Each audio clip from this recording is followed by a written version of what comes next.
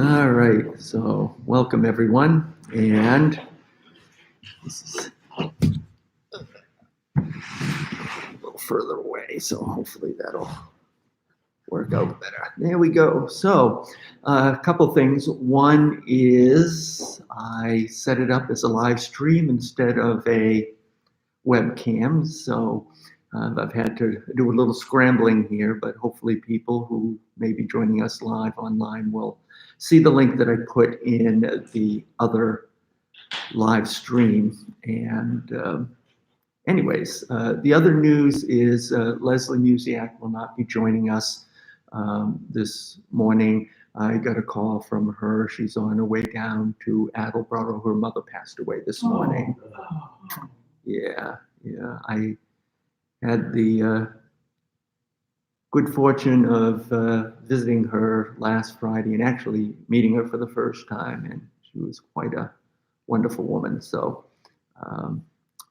our thoughts and our prayers are with Leslie and the entire Musiak family. So why don't we have a word of prayer?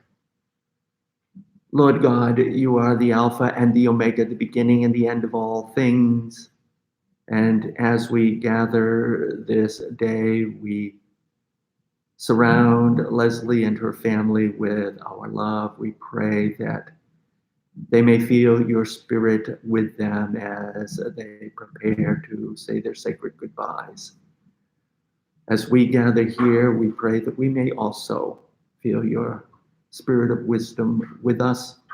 May it lead us in our quest to understand the sacred words of long ago, so that we may grow in faith and in all ways be followers of your only begotten Son. And this we pray in his name, amen. Amen. Okay, so this morning, the pressure is on because unlike the last few weeks where I've come into the Bible study and I have a pretty good idea of what the sermon is going to be about, I'm struggling this week. So it's your responsibility, task this morning to decipher the wisdom of the passage and to show me the way, shall we speak. I actually have a general idea, but it's one of those times where the gist of the sermon isn't crystallizing, so to speak. And I would always tell our student ministers, if you cannot tell me in one sentence what your sermon is about, you're not ready to preach it. And so I'm down to maybe a paragraph. So by the end of the Bible study, hopefully we'll be down to a sentence. And I'm going to actually play the reading starting with the first verse of Corinthians 4. And Paul wrote 2 letters to the Corinthians. And it's safe to say that Paul had a challenging relationship with the Christians in the Corinthian church. They were sort of his problem child. One of the problems that they had was they were full of themselves. They were using their faith as a status symbol and a way to feel important. The main way in which they exhibited that behavior was in the speaking of tongues. The Apostle Paul, in the letter to the Corinthians, the first letter to the Corinthians, spends 2 or 3 chapters talking about the gifts of the Spirit. And one of those gifts was speaking in tongues. The technical name is glossolalia. And essentially, what would happen is people would start to babble. They'd get so ecstatic that they would speak in tongues. It consisted of unintelligible babbling. It was believed to be the language of heaven. So that's why the famous chapter in 1 Corinthians 13 begins with the words, "If I speak in the tongues of men and of angels, I am a noisy gong or a clanging, but have not love. I am a noisy gong or a clanging cymbal. Okay. And so essentially, they were speaking in tongues to look like they were somebody important. And Paul said, "Stop it! You're making us look like fools, not in a good way." So, with that, we begin with verse 1. Paul talking to the apostles when he said that? No, he's talking to the Corinthians. To the Corinthians. Yes, so the question is, was Paul talking to the apostles when he said that? And the answer is he's talking to the Corinthians. And right before the 13th chapter, the end of chapter 12, he lists the gifts of the Spirit. I forget exactly how many there are. I want to say there was 14. And he lists them in order of importance. And he puts speaking in tongues at the very bottom of the list. And then the 12th chapter ends with the words, "But I will show you a more excellent way," which basically was Paul's way of saying, whatever gift of the Spirit you have, use it in a spirit of love. And that leads to Corinthians 13. Love is patient and kind. Love is not jealous or boastful. It is not arrogant or rude. It is not resentful. It does not insist on its own way. It rejoices not in the wrong, but in the right. So let's see. Hear that in many ways. 1 Corinthians 4. This is how one should regard us, as servants of Christ, stewards of the mysteries of God. Moreover, it is required of stewards that they be found trustworthy. But with me, it is a very small thing that I should be judged by you or by any human court. In fact, I do not even judge myself. I am not aware of anything against myself, but I am not thereby acquitted. It is the Lord who judges me. Therefore, do not pronounce judgment before the time, before the Lord comes, who will bring to light the things now hidden in darkness and will disclose the purposes of the heart. Then each one will receive his commendation from God. I have applied all these things to myself and Apollos for your benefit, brothers, that you may learn by us not to go beyond what is written, that none of you may be puffed up in favor of one against another. For who sees anything different in you? What do you have that you did not receive? If then you received it, why do you boast as if you did not receive it? Already you have all you want. Already you have become rich. Without us you have become kings. And would that you did reign, so that we might share the rule with you. For I think that God has exhibited us apostles as last of all, like men sentenced to death, because we have become a spectacle to the world, to angels, and to men. We are fools for Christ's sake, but you are wise in Christ. We are weak, but you are strong. You are held in honor, but we in disrepute. To the present hour we hunger and thirst. We are poorly dressed and buffeted and homeless. And we labor, working with our own hands. When reviled, we bless. When persecuted, we endure. When slandered, we entreat.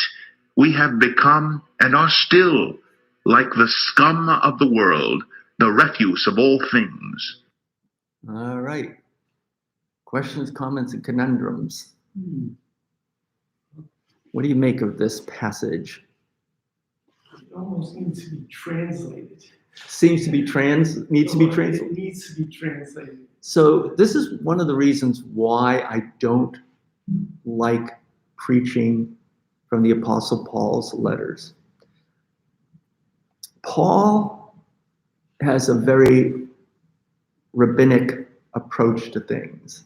And what the rabbis would do in ancient times is they would take a question and they would look at it from all different angles. And so instead of having a very linear, progressive train of thought, it's almost circular. And it's saying, okay, let's look at it this way. Now let's look at it that way, slightly different and everything. And that's what you're experiencing here. He seems to be kind of going around and around. But behind it all, he's dealing with a question that we see very early on in this chapter, where he says that the Corinthians have become puffed up. And the key, I think, is to take that attitude, being puffed up, with the words that he writes in verse 10. We are fools for Christ's sake. And so I guess the question becomes this. What was the problem that the Corinthians had? And the solution Paul gives to it is to say, we've been called to be fools for Christ. So let's start with, what was the problem the Corinthians had? Were they getting too wealthy to pay attention to Christ's messages? Yeah, so if you look at what it means to follow Christ, does it mean to be someone important? Is that the goal? No. Is it to be someone rich? No. And powerful? No, of course not. Serve. To serve, okay. And so instead of doing that, they were claiming to follow Christ by basically saying, hey, look at me, everybody. I'm well off. I'm well off. I'm speaking in tongues, and I can speak in tongues better than that guy over there. And they were full of themselves. They were, and Paul basically seems to be saying to them, don't take yourself so seriously. You're not all that. And you know what? You're not called to be all that. Were the Corinthians ridiculing like Paul or the other apostles for their belief in Christ and preaching of Christ? Yeah, so their attitude toward Paul, like I say, it was a challenging relationship. And on the one hand, they knew that Paul was an apostle, but they weren't following his example. And so they had a very difficult relationship. And Paul is mocking them here. Already you have all you want. Okay, already you have become rich. Without us, you have become kings.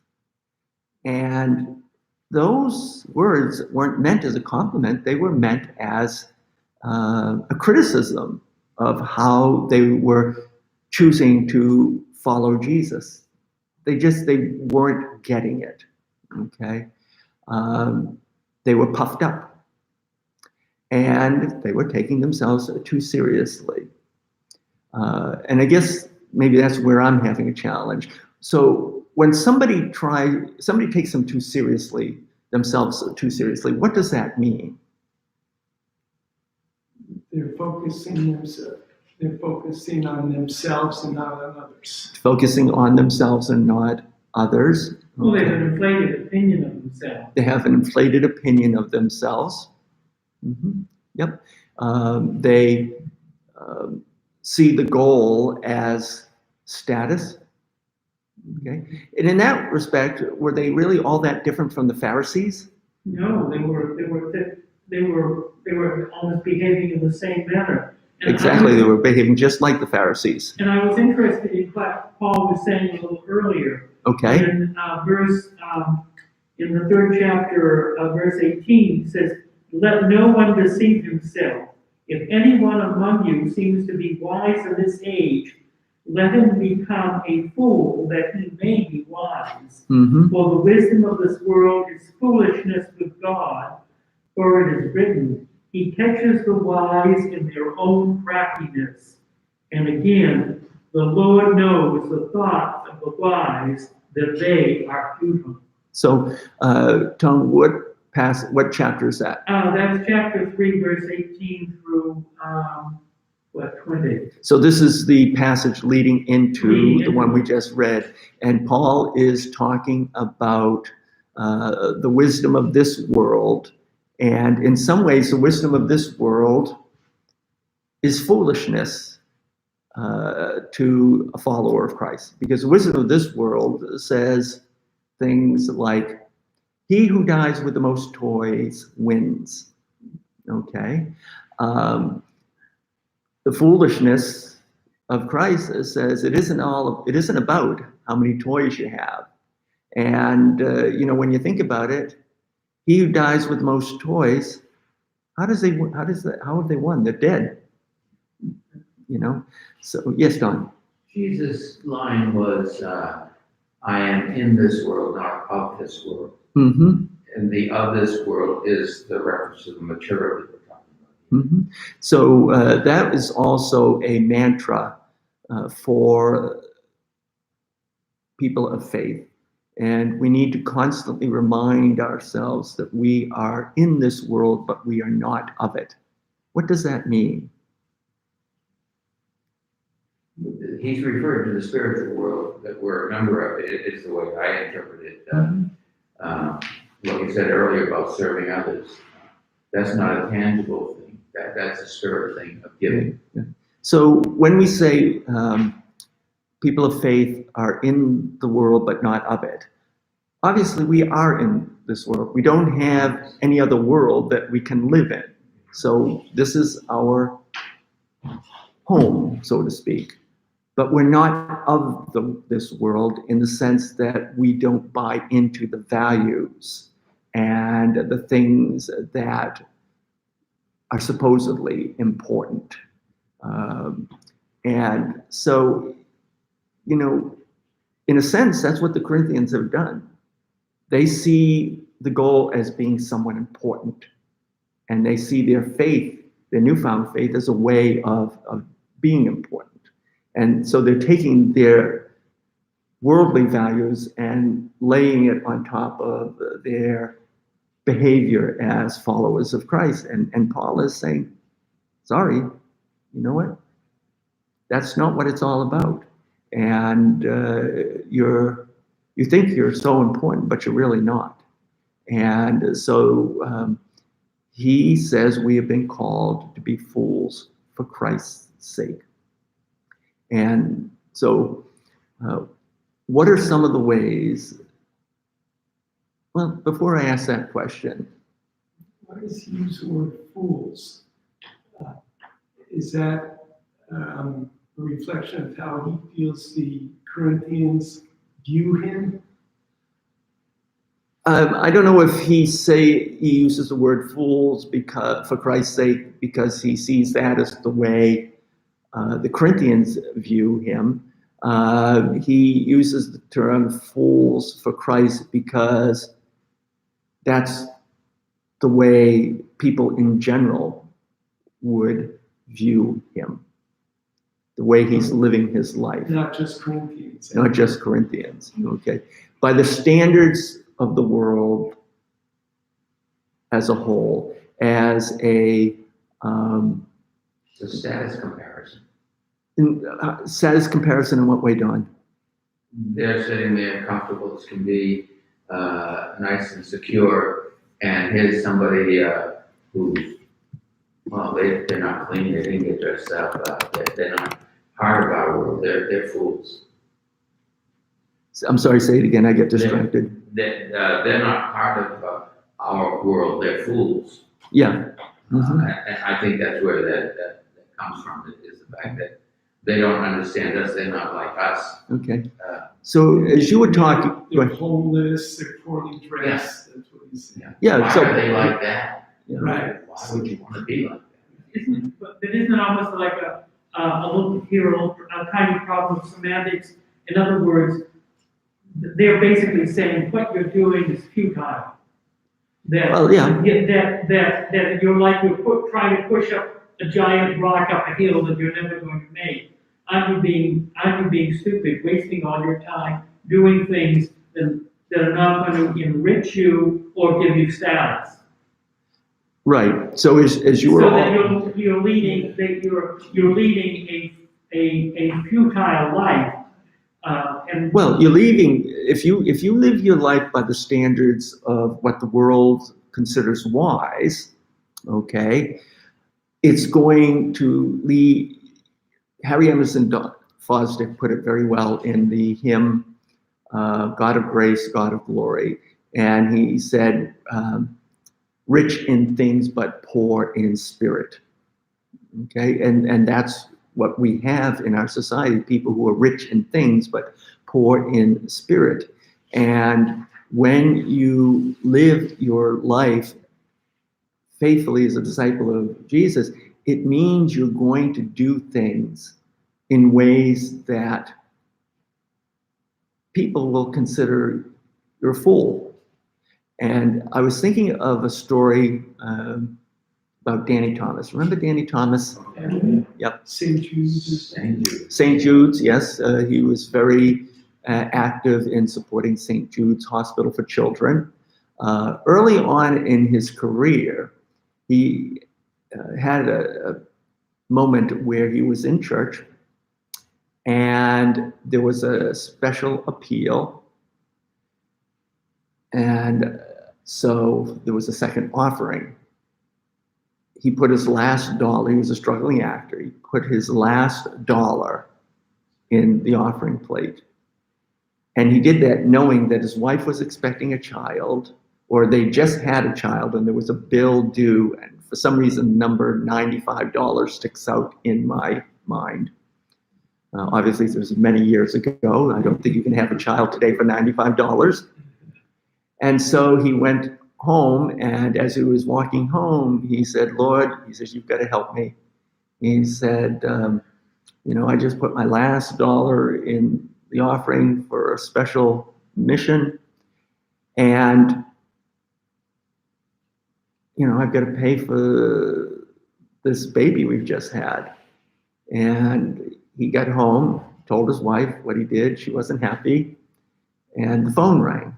And it was his agent, and he had some job for him, acting job, and it paid $95, which I remember in the little story that I read that Danny Thomas said it was an unheard of amount for him as an actor, at that time. So people in general would say to put your last dollar in the offering plate when you know you've got this medical bill for $95, it's foolish, okay?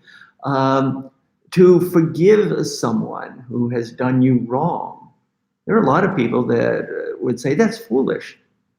You're not supposed to forgive, you're supposed to get even.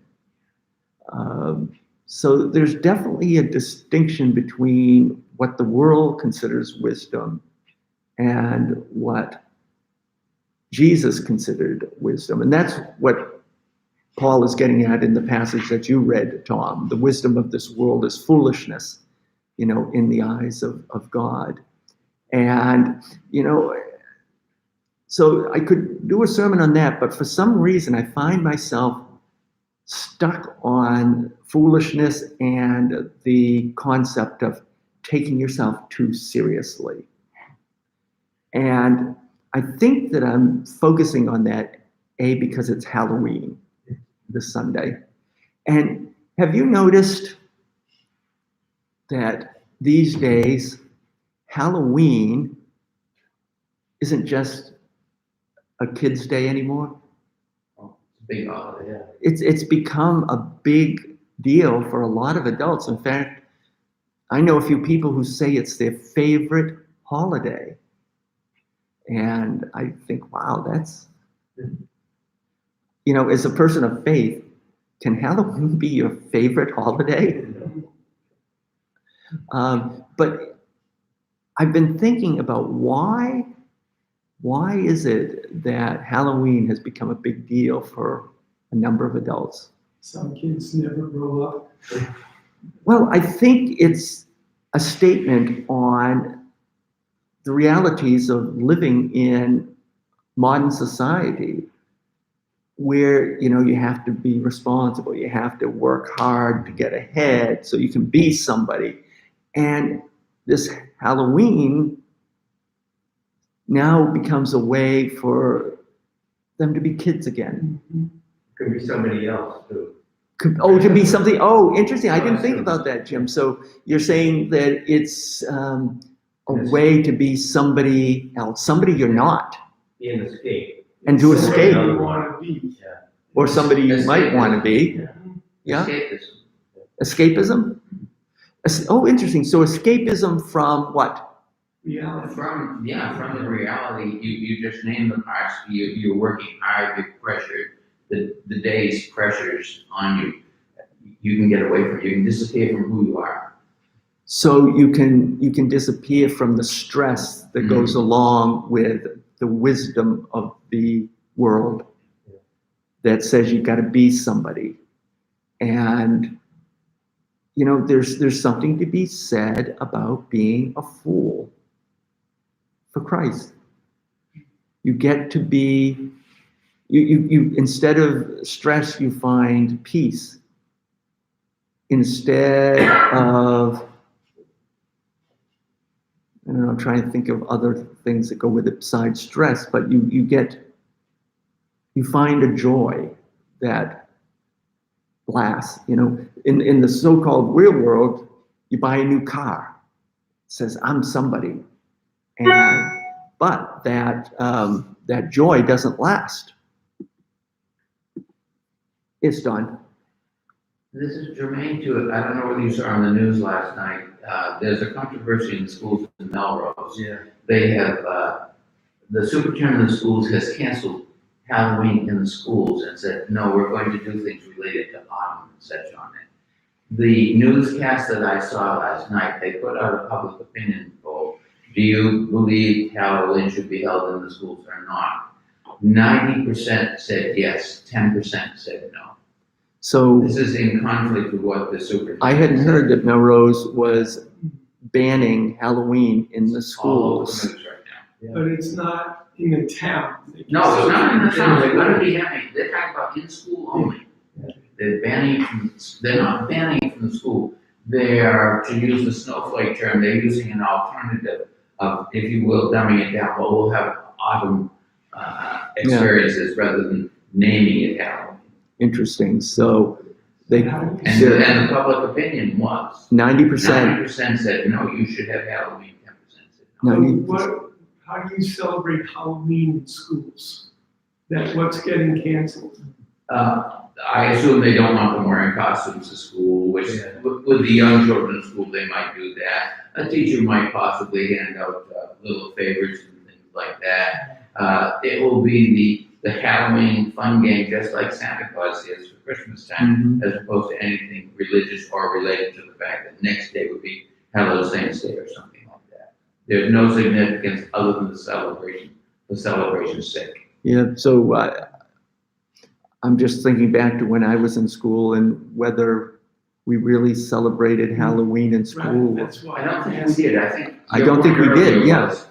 This is an expanded holiday from what it was. Okay. And I think when we were all younger, it was not. It was very definitely the neighborhood one. I remember it as a neighborhood thing.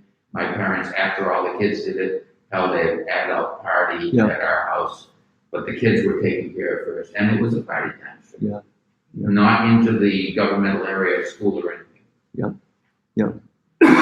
Interesting. I had not heard that. And I'm not surprised that 90% of people in a poll said that they should keep Halloween in the school. It's interesting. We live in a society where you have to take Christmas out, but you keep Halloween in, which is another whole kettle of fish again. But it also makes me think about how we have a society that is now set up to be a series of parties. Okay. St. Patrick's Day, was that a really big deal years ago? I mean, it might have been in certain places like South Boston, but I don't remember it being a big deal in this community or others. But now you go from New Year's Eve to Valentine's Day to St. Well, actually, between that, you've got Super Bowl. Look how big a party that has become. You have big parties over, you have Oscar night parties. You have, 4th of July, you have parties for baptisms. When I was a kid, when you had a baptism, you had the celebration in church with the actual baptism, and you went home. Now you have a big celebration. Oh, what's the other one now? It took me a long time to figure out what this was all about. Oh. Gender revealing Oh, yes, parties. sorry. I mean, Gender reveal parties. those have, I guess those have gone extreme. Yeah. Those have been Oh, yeah. extreme. So you can have a gender reveal party now, but you can't do in the South what they had as the coming out party of presenting the The debutantes. the debutantes. Yeah. That's sexist. Yeah. Well, so one of the questions that I have is why all of these celebrations that we never used to have before. And weddings never used to cost $100,000. So Charlene is joined us online, and she says many schools have eliminated wearing Halloween costumes and parties. Takes time away from learning, and disparity of costume due to economic reasons were primary reasons. Oh, okay. That was mentioned. Economic disparity of people who could afford to, and they stood up. Yeah. So that's an interesting perspective, and I think it has some, merit to it. Yeah, I do too. Yeah. But why do we have all of these Thank you, celebrations now? That we never used to have. Escapism. Yeah, I think it is. I think it's escapism. I think it's a reflection of burnout and needing to get out of the game playing. Okay? And I guess that's what it means when Paul says a fool for Christ is instead of playing the games to be somebody important, you don't play those games anymore because it comes down to one simple truth. Instead of worrying about what everyone else thinks, the only thing you're worried about is what God thinks. And as people of faith, you know what God thinks is important. You know what Jesus thinks is important. And it's certainly not a lot of the values and the things that the Corinthians were buying into and that we bought into, even more so. So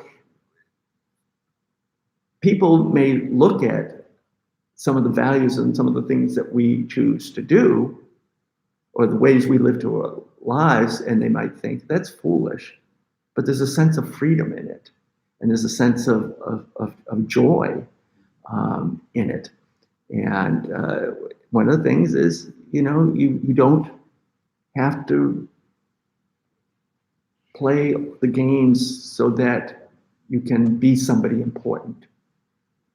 Because what people think of you isn't that important.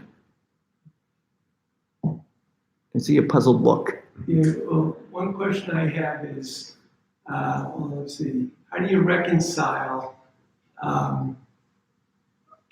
everyone's lifestyle with serving Christ without standing out to the point where they think you're a fool? Wait a minute, so how do you... I don't know if you see what I'm saying. Say it again, Andy. Okay, how do you serve Christ's messages or serve His Spirit without standing out among everybody else who's living life with their riches and I understand. I think I understand what you're saying. So how do you become a fool for Christ's sake without looking like a fool? Right. How do you serve Christ without looking like a fool? Right. I don't think you do. I think that if you follow Christ, look, we know that in some quarters,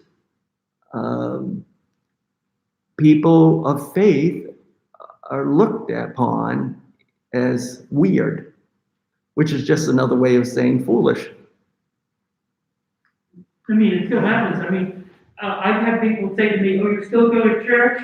Yeah, oh, you still go to church? You go to church and you believe all that stuff? Nobody rises from the dead. And you just like the company and the social aspect of it, and it's all tribal. Oh. You just want to go there because you like getting together with friends. Yep. And- Or they and- look down on you for practicing your faith. Yeah. Oh, you actually go to church? Well, Nobody goes to church anymore. the phrase that I've heard from friends of mine is, I didn't know you were a church guy. Oh, a church guy. Well, Like, is that wrong? yeah, right, yeah. Right, why do you say it that way? Yeah. There is a sense of The negative connotation. Right. a negative connotation. And they see it as foolishness. They see it as not everybody, but a number of people see it as foolishness. No, to be fair, I can tell you a little story. So I'm immersed in making my glass blocks for the fair. So I went over to the Michael's craft store in Saugus, because the one in Stoneham didn't have some of the things I needed. I needed to get 30 glass blocks. So kind of silly. So I'm looking for the glass blocks, and I see this person who works there. He looked like he was in high school, probably maybe 17, 16 years old, 15, I don't know. I'm not a good judge of age. And so he was filling some shelves or something, and I said, "Excuse me, do you carry the glass blocks?" And he looked at me. Right in front of where I was standing was a whole display of them. So yeah, and so You must be a church guy. yeah. Well, no. So I said, "Oh, thank you." I said, "I actually need 30 of them, and they're big, so I couldn't fit them all in one." And he was helping me and everything, and he said, "Why do you need all of these blocks?" Yeah. And I told him that I make these lighted glass blocks for our church fair, and I had a couple of pictures on my phone, and I showed him. And he said, "Oh, that's awesome. That's awesome." That you know. And so then he helped me bring everything out to my car. You didn't have to do that. You know, he could have said, "Okay, well, you know, that guy's gone. I've got other things to do." So, you know, he was going above and beyond. And in a sense, he was modeling Christ-like behavior. He was being helpful and supportive, which is why I never watch an episode of Survivor. You know, because that's, if you think about it, that is what society is lifting up as the way to live your life. Okay? No, Jesus said that's not how you live your life, by stabbing each other in the back and all of that. So after he helped me get everything out to my car, I was going to tip him. And he says, "Oh, no, you don't have to do that." And I said, "Oh, please." I said, "You've been so helpful. I'm really appreciating it." He says, "No, I can't." I'm sure there was a store policy that said you can't accept tips. And he says, "The least I can do with everything that you're doing for the church." Wow. Oh, isn't that nice? And I thought, wow. And Your faith in the young people coming along, doesn't it? yes, it gives you faith in the young people coming along. And so then, as he was walking back in, I said, "Are there comment cards or anything?" And he said, "Oh, you can go online." And so I got an email from Michael's and asking me to evaluate my recent trip. And so I put in a very positive plug for Devin. What's his name now? You got his name? I remembered it. Well, he had a badge on. Oh, okay. But you know, it's, and you know, I think that to be a fool for Christ, you have to be able to laugh at yourself. And I think that's where I'm going with this, is we've lost the ability to laugh at ourselves. We take life and everything so seriously that we've lost the joy of living. And we've lost, Like the Corinthians did. yes, they've lost the joy of living. It's so, and I think that's the wisdom of the world, is you have to be somebody important. And importance comes in a different way. But as you know, life becomes a competition. It becomes a contest. And you begin to lose the ability to just laugh at yourself and laugh at the silly things in life. And I was just thinking of the movie Fear Strikes Out. You ever see that movie? Is that a baseball? It is. It's a baseball movie about whom? Is that Jimmy Pearsall? Jimmy Pearsall, Yes. the Boston Red Sox player. And I'll never forget, Carl Malden played his father. And Yes. Carl Malden, and it's based on a true story, he wanted to be a professional baseball player and he never made it. And so he was living his life vicariously through his son. Okay. And he kept pushing him. And, you know, he said, just remember one scene where he said, you stopped at second base. You could have made that a triple if you hustled and everything. And Jimmy Pearsall has a nervous breakdown. And Center field. the famous scene in the movie where Carl Malden, his father, sneaks into the hospital to see him. And father says, you know, if I see him, I can get him there. And he says, come on now, you know, he says, you're not a quitter, you know, you can beat this, you know, you just got to dig down deep and really, you know, and finally, Jimmy Pearsall, I'm trying to think who, I think it was played by Anthony Perkins. Yes. And he pushes him away and he says, get away from me. He said, all my life you've been pushing me. And he said, I've got nothing left to give. And I think that's where a lot of people are in our societies, why we have to have all these parties, is they're trying to recharge their spiritual batteries. And when you think about it, it's not the way to recharge your spiritual batteries. Your spiritual batteries get recharged by a life of faithfulness, of humble giving and humble serving. And I'm not saying you spend every minute of every day doing your imitation of Mother Teresa and working in the slums of Calcutta, but you know, when you give instead of focusing on getting, you know. You do a Devin. Pardon me? You do a Devin. Yes. You react to the times. Yeah. With the faith You get a joy have and that's, learning you get the have. joy that lasts. I like the way you say you do it, Devin. Yeah, exactly. Devin. Yeah. Oh, you do a yeah. Yep. Absolutely. You do a Devin. Yeah. And so that day, I would say that Devin was being very Christ-like. Okay. And so I guess where I'm going with all of this is that when you buy into the wisdom of the world, life becomes a competition, a contest. And everything is so serious. And you lose the ability to be a kid.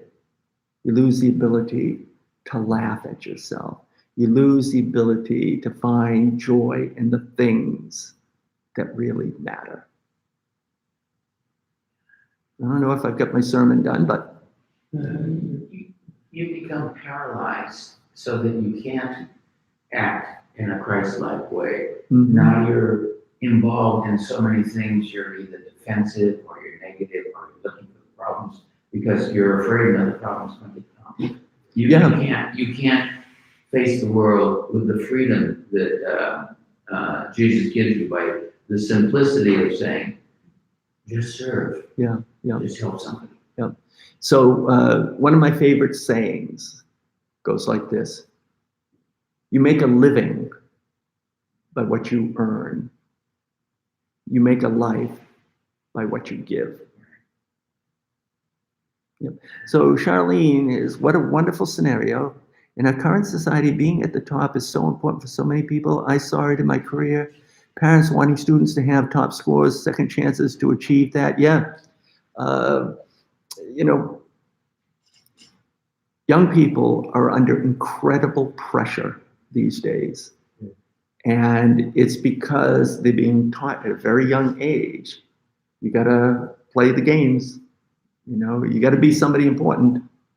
They're being taught through social media about that. Oh, So sure. that they're in an Social isolation, media is and playing too, yeah. It's Plato in the cave, very simply, because that was a philosophy being built on images only. It was only the shadows that were there. That's all the people knew.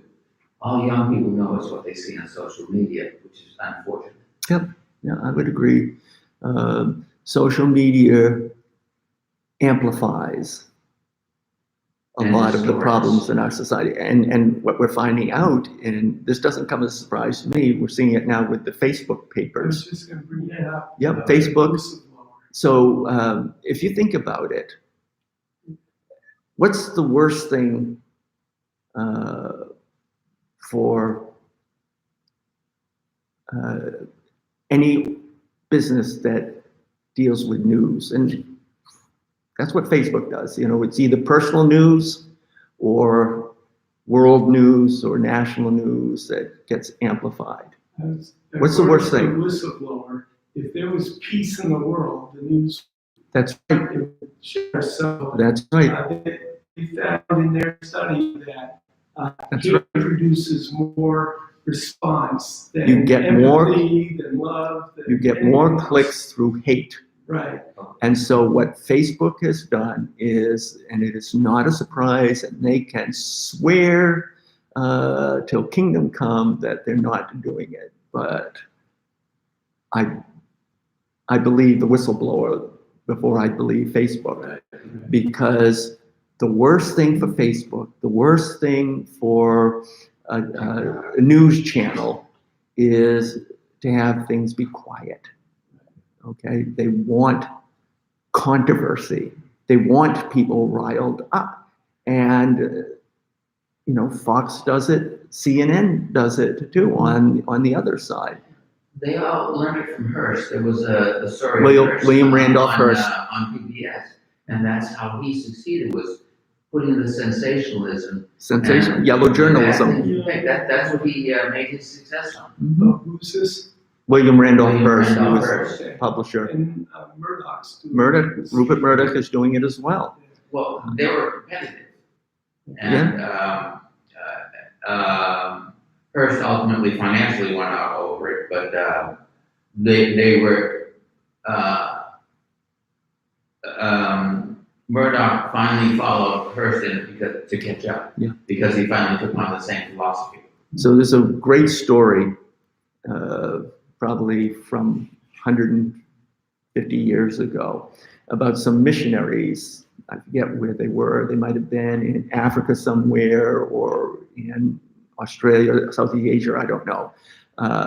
But they were playing croquet one day, and the natives were watching them. Now you think about it, a native society where you're living on the edge, survival depends on cooperation. You go out to hunt a lion, you have to work in tandem.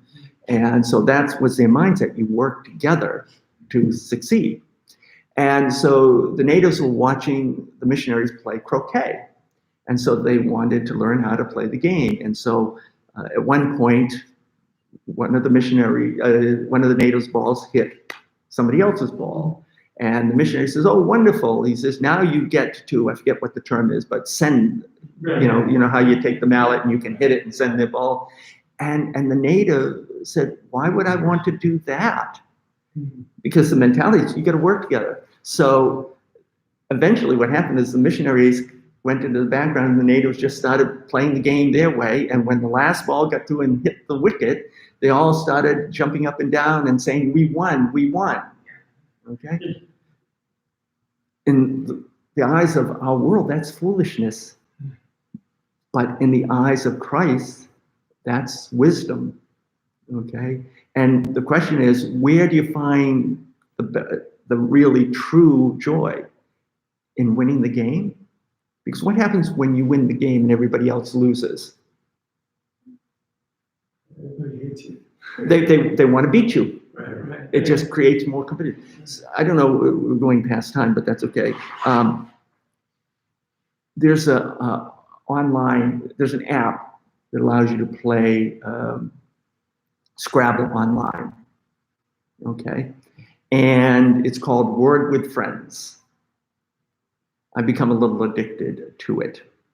I've gotten quite good at it. At the risk of being puffed up, I had a win streak of 68 games. Okay, all these people that I've played and beat keep coming back to beat me. Okay, so We need a third letter from Paul. yeah, third letter from Paul. That's right. And so yesterday, I decided to play someone I'd played in the past, and we each had won 2 games, I think, and he beat me. Now, in fairness, I got crummy letters. Oh, crummy letters. I just couldn't. Because one of the things in this It game, wasn't you. no, it wasn't me. One of the things in this game is that it has a feature that you can turn on called word strength. So when you play a word, before you actually push the button to play it, it tells you how many points there are, and it also lets you know if there's a possibility of a word with more points. It won't tell you what the word is, but it'll say this word is 23 points, but the little monitor only goes like halfway. So you know that there's another word on the board somewhere that's probably 40 some odd points. So you can keep looking for it.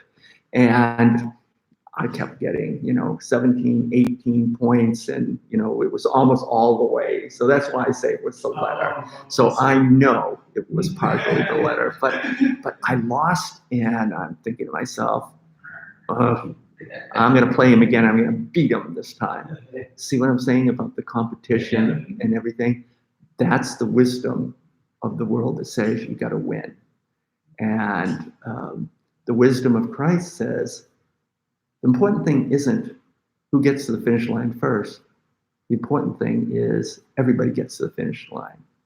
And, that's the other thing. I get wrapped up in winning this game, and it doesn't become joyful anymore. Okay? I'm going to lose. I don't like this. There's another part to the loser philosophy and I use the term snowflake, which is the West Coast term for the attitude in the world today. I'm in the middle of reading a book on that. Okay, yeah. And that is the whine. Oh, I should have won. It's not fair that I didn't get enough chances to win. The whine part of it is part of it. Yep, it leads to whining. Yep. It's because I got lousy words. The computer just generates it. But, I'm convinced that somebody was able to get in there and say he's won too many, or there's an algorithm in that game that says he's won 68 games. It's time to give him cruddy letters so he can't win. I'm convinced of it. And Charlene points up that growing up that way and the stress that we put on children, they can't be children anymore. They can't be children, and it takes the joy of being a child away from them. And I absolutely believe that. Isn't that perhaps part of the reason why that 90% said, oh, we want the Halloween school, we want the fun part for the kids too? I think there's some of that. Possibly. Yes. Yeah, so taking the Halloween out of the schools is taking some of the fun away from them. Although I suppose you could argue, is school supposed to be fun? Well, that brings the other aspect of it up. When you get my generation, or actually a little bit after my generation, we came from people who went through the Depression, who were immigrants, who said, you get there by working hard and putting your shoulders to the wheel, and all of that type of phrasing on it. Mm-hmm. And there was a lot of that instilled in us, and it wasn't the fun part in that aspect of life. There were many other fun things. The family ate together, which they don't nowadays. So there were rebalancing things in it. Mm-hmm. And maybe we're missing a lot of those today. Oh, I think so. I mean, look at the way children play today. When I was growing up, we all just went out, and if we wanted to play baseball, we just went around, knocked on doors of our friends, saying, come on, we're going down the field to play baseball. And we used our sweatshirts as bases. And if somebody hit the ball into the woods, if you didn't find the ball, the game was over. Today, everything has to be arranged. You have play dates and things And like it's that. usually on a machine. What's that? And it's usually And distance on a machine as It's a well. Yeah, Zoom and all of that. Yeah, so, one of the things that I like doing, and I think it's in part because being a minister, there's always the temptation to take yourself too seriously, which is what we're kind of talking about here. You've been called by God to save souls. So particularly with somebody I don't know, who may be just meeting and finding out that I'm a minister, is I use self-deprecating humor. I do it all the time. And or ways that kind of bring me down to the same level. That kind of endears you to them. Maybe it endears, but it's also a way of hopefully connecting. So people can see, oh, this isn't a person that's up on a pedestal like the Corinthians were doing, standing on pedestal. So one of my favorite things is somebody will introduce me to someone they know, a member of the family or somebody in town, and when the person says, "Oh, I've heard all about you," and my stock response is always to say, "Don't believe everything that you hear about me, because only half of it is true, the other half is worse." Or sometimes when I'm ending a visit, I'll say, "Now don't get into any mischief. If you do, make sure you invite me." And my other one that I use from time to time is, "Well, I'd knock on wood, but it just gives me a headache." So we need to be able to laugh at ourselves and laugh at life. And, that's why I think one of my favorite pictures, and I might put it up on the PowerPoint Sunday, is a laughing Jesus. And you'd be surprised at how that makes some people uncomfortable. That upsets a lot of people. It upsets a lot of people because this is serious business. They've never seen that before. Or they've even thought about They it. feel like it's a mockery. Yeah, that it's trivializing Jesus. And you know what? I would bet that if we had a party and we invited Jesus to it, he'd be the life of the party. I have no problem seeing Jesus getting up on a table and dancing. But anyways, any final thoughts? Well, We'll all be fools together. we'll be fools together. Yep. So thank you. This has helped because I began by saying that I always would tell our student ministers that you're not ready to preach a sermon if you can't say it in one sentence. And while I'm not 100% there, I think where I am is if you want to be a fool for Christ's sake, it means you have to be able to laugh at yourself and not take yourself so seriously all the time. And that there is a joy. When you do that, it opens up your eyes and your heart to find joy all around you. Thank you. Thank you. Take care, Charlene. Bye, Charlene.